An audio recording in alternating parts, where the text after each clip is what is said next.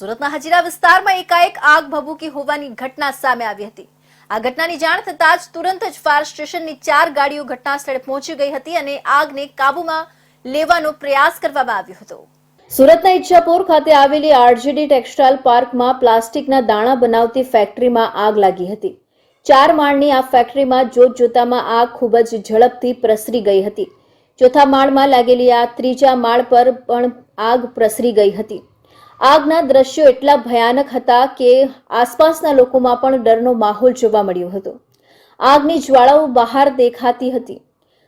ચોથા માળ બાદ ત્રીજા માળમાં પણ આગ ખૂબ જ ઝડપથી પ્રસરી ગઈ હતી। આગની આ ઘટનામાં સ્થળ પર પહોંચેલા ફાયર અધિકારીએ આગને કાબૂ કરવા માટે તમામ પ્રયાસો હાથ ધર્યા હતા। જોકે સદનસીબે કોઈ જાનહાનિ થઈ નથી।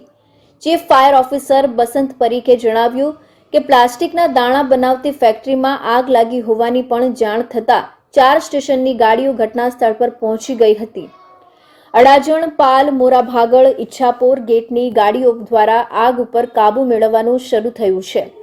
પ્લાસ્ટિકના દાણા હોવાના કારણે આગ પર કાબુ મેળવવું મુશ્કેલ બની જાય છે। અત્યાર સુધી કોઈ પણ પ્રકારની જાનહાનિના સમાચાર મળ્યા નથી।